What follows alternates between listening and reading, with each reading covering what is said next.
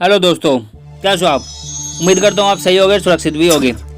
तो Monday lecture में हम विश्व इतिहास देखते हैं। तो 10 क्वेश्चन करेंगे। प्राचीन, मध्यकालीन और आधुनिक इतिहास हमने कर लिया है। तो विश्व इतिहास में हम कौन सा टॉपिक कवर करेंगे वो हम देख लेते हैं।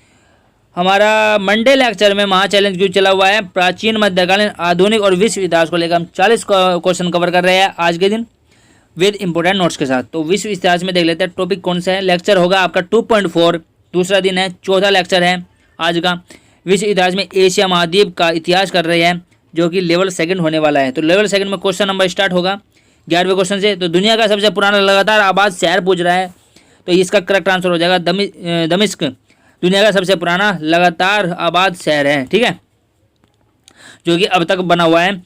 तो इसके बारे में बताया गया है कि दमिश्क को अक्सर दुनिया में सबसे पुराना लगातार बसे हुए शहर को होने का दावा किया जाता है और सबूत व्यापक बराड़ा बेसिन में 9000 ईसा पूर्व में एक बस्ती में मौजूद है। हालांकि दमिश्क के क्षेत्र के भीतर दूसरी शताब्दी ईसा पूर्व तक बड़े पैमाने पर निपटान के लिए कोई सबूत नहीं है।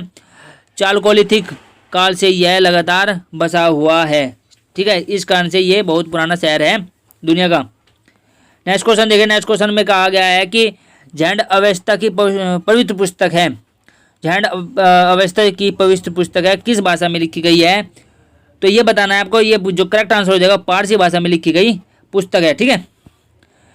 इसकी व्याख्या देख लेते हैं। व्याख्या में क्या कहता है कि अवेस्ता पारसी धर्म के पवित्र ग्रंथों का प्राथमिक संग्रह है और यह अवेस्ता भाषा में रचा गया है। शब्द जेड का शाब्दिक अर्थ है व्याख्या। व्यक्तिगत अवेस्टन पुस्तकों पर देर से मध्य फारसी भाषा के पैराफ्रीज और टिप्पणियों को संदर्भित करता है। उनकी तुलना यहूदी टारगम के साथ की जा रही है, ठीक है, ये इसकी व्याख्या हो गई। नेक्स्ट क्वेश्चन में चलते हैं। नेक्स्ट क्वेश्चन क्या कहता है कि 13वां क्वेश्चन की वंशानुगत उत्तराधिकार के कानून द्वारा किस देश के राजा प्रमुख को अपना कार्यकाल प्राप्त होता है, ठीक है, वहाँ पर राजा शासक करते हैं। आपको 4 ऑप्शन में से बताना है। ऐसे और भी बड़े देश हैं जहाँ पर राजाओं का शासक चलता है और वंशानुगत उत्तराधिकारी कानून है। तो चारों में से बताना है। श्रीलंका, चीन, फ्रांस, जापान। इसमें से करेक्ट आंसर हो जाएगा जापान। जापान में आज भी वंशानुगत उत्तराधिकारी कानून है, जहाँ पर वो उत्तराधिकारी ही राजा बनता है, ठीक है। अगर मैं व्याख्या की बात करूँ, व्याख्या दी गई है कि जापान के सम्राट संविधान में परिभाषित किया गया है। राज्य और लोगों की एकता का प्रतीक अनुच्छेद 1 और आमतौर पर दुनिया भर में जापानी राज्य के प्रमुख के रूप में मान्यता प्राप्त है। एक स्वतंत्र व्यक्तित्व के साथ कोई औपचारिक व्यक्तित्व नहीं है। जापान के शासन से संबंधित पद वंशानुगत है और राजतंत्रात्मक है, ठीक है, ये इसकी व्याख्या हो गई। सीधे चलिए नेक्स्ट क्वेश्चन की ओर। 14 वाल्टिंग वॉल स्थित है। वाल्टिंग वॉल पूछ रहा है कहाँ पर स्थित है, तो ये हो जाएगा आपका करेक्ट आंसर यरूशलेम। यरूशलेम में वाल्टिंग वॉल स्थित है। ये क्या होता है ये देख लीजिए कि पश्चिमी दीवार, जिसको हम पश्चिमी दीवार बोलते हैं, वाल्टिंग वॉल यहूदी दुनिया का सबसे पवित्र मंदिर है। पता लगा क्या है वाल्टिंग वॉल, जिसको हम पश्चिमी दीवार भी बोलते हैं। ये एक यहूदियों का पवित्र मंदिर है जो यरूशलेम में स्थित है। पश्चिमी दीवार 20 ईसा पूर्व में हेरोड द्वारा निर्मित मंदिर के माउंट का समर्थन करने वाली रिटेनिंग दीवार का हिस्सा है। 70 एडी में दूसरे मंदिर के विनाश के बाद यहूदियों को बीजान्टिन अवधि तक यूरेशियम में आने की अनुमति नहीं थी। जब वे मंदिर के विनाश की सालगिरह पर साल में एक बार यात्रा कर रहे थे और पवित्र मंदिर के खंडहरों पर रो सकते थे, इस वजह से दीवार को वॉल्टिंग वॉल के रूप में जाना जाता है, ठीक है। अब हम नेक्स्ट क्वेश्चन की ओर बढ़ते हैं सीधे के सीधे कि 15वां क्वेश्चन क्या कहता है कि निम्नलिखित में से कौन प्राचीन समय में ईसा पूर्व पूछ रहा है कि मैं विकसित धर्म नहीं है, ठीक है, जो प्राचीन समय से विकसित वो नहीं है। तो 4 में से पूछा गया है, तो 4 में से जो करेक्ट आंसर हो जाएगा वो इस्लाम हो जाएगा। इस्लाम प्राचीन समय में विकसित धर्म नहीं है, ठीक है, ये आधुनिक में आ जाता है। तो व्याख्या देखिए, व्याख्या में क्या कह रहा है कि अधिकांश धार्मिक इतिहासकार इस्लाम को 622 ईसी में मोहम्मद पैगंबर द्वारा स्थापित किए जाने के रूप में देखते हैं। वह लगभग 570 से 632 ईस्वी तक रहा। मक्का में धर्म की शुरुआत हुई जब देवदूत जिब्रील ने मोहम्मद को पहला रहस्योद्घाटन पढ़ा, ठीक है, ये इसकी व्याख्या हो गई।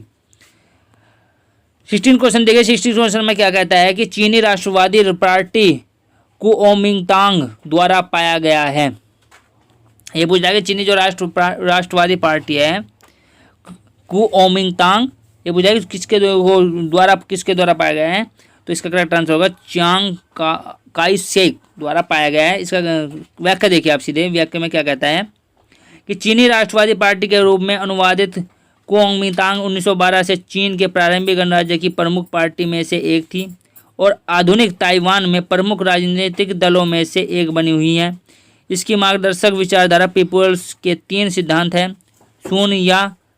सुनियाट सेन द्वारा वकालत की गई कि एमटी की स्थापना सिन्हाई क्रांति के तुरंत बाद, आगे देखते हैं, तुरंत बाद सोंग जियाओरेन और सन यात सेन द्वारा की गई थी। बाद में चियांग काई शेक के नेतृत्व में इसने 1928 से चीन पर बहुत शासन किया, जब तक कि 1949 में चीनी गृह युद्ध के दौरान चीन की कम्युनिस्ट पार्टी सीपीसी द्वारा पराजित होने के बाद ताइवान को पीछे नहीं हटना पड़ा। एक तो चीज़ याद कर लिए, ज़्यादा क्वेश्चन चीन के बारे में नहीं पूछा जाता, पता नहीं कैसे कैसे नाम है, याद भी नहीं होते, मुझसे ही नहीं होते। तो 17वां क्वेश्चन है कि 17वां क्वेश्चन क्या कह रहा है कि दुनिया की पहली जल निकासी प्रणाली का निर्माण लोगों द्वारा किया जाता है। ठीक है, तो पूछ रहा है कि जो जल निकासी की जो प्रणाली आई थी वो किस सभ्यता के माध्यम से आई थी, वो आई थी आपकी सिंधु घाटी सभ्यता, जिसको हम हड़प्पा सभ्यता बोलते हैं या कांस्य युगीन सभ्यता बोलते हैं। ठीक है, इसका करेक्ट आंसर हो गया सिंधु घाटी सभ्यता ईंट सड़क के किनारे जल निकासी प्रणाली और बहुउद्देशीय घरों से बनी हुई थी। जो अन्य कांस्य युग की सभ्यता को में सिंधु के लोगों की कमी थी। सिंधु घाटी सभ्यता का ड्रेनेज सिस्टम काफ़ी उन्नत था। नालियाँ स्लेब से ढकी हुई थी। घरों से पानी बहकर नाली में चला जाता था। सड़क की नालियों में नियमित अंतराल पर मेन होल भी थे। उस टाइम देखिए कितनी विकसित सभ्यता थी, मेन होल भी होते थे सीवरेज में। 18वां क्वेश्चन देखिए कि 1959 तक पाकिस्तान की राजधानी थी। 1959 तक पाकिस्तान की राजधानी क्या थी? अब इस्लामाबाद है, पहले क्या थी? कराची। इसका करंट आंसर हो जाए कराची, इसकी राजधानी हुआ करती थी। तो कराची पाकिस्तान का सबसे बड़ा शहर है, मुख्य बंदरगाह और वित्तीय केंद्र है, साथ ही सिंध प्रांत की राजधानी भी है। ठीक है, 1947 में पाकिस्तान की स्वतंत्रता के समय तक कराची को पाकिस्तान की राजधानी के रूप में चुना गया था, जिसमें उस समय आधुनिक बांग्लादेश भी शामिल था। 1958 में पाकिस्तान की राजधानी कराची से रावलपिंडी और फिर 1960 में नवनिर्मित इस्लामाबाद स्थानांतरित कर दिया गया। सबसे पहले कराची आई, ठीक है, कराची, उसके बाद आई आपकी रावलपिंडी और रावलपिंडी के बाद सीधी आपकी इस्लामाबाद आई। 2 बार चेंज हुई है। ठीक है, अब आपकी इस्लामाबाद है पाकिस्तान की राजधानी। नेक्स्ट क्वेश्चन देखिए, नेक्स्ट क्वेश्चन आया है आपके सामने 19वां कि चीन की मुक्ति के समय चीनी कम्युनिस्ट पार्टी का अध्यक्ष कौन था? जब चीन की मुक्ति हुई थी उस समय पूछा जो कम्युनिस्ट पार्टी थी वहाँ की, उसका अध्यक्ष कौन था?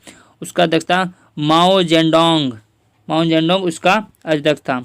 ठीक है, व्याख्या देखिए कि अप्रैल 1927 में कुओमिंतांग और चीन की कम्युनिस्ट पार्टी की सेनाओं के नेतृत्व में चीन गणराज्य की सरकार के प्रति वफादारी के बीच चीनी गृह युद्ध लड़ा गया था। माओ तुंग चीन कम्युनिस्ट पार्टी के नेता थे।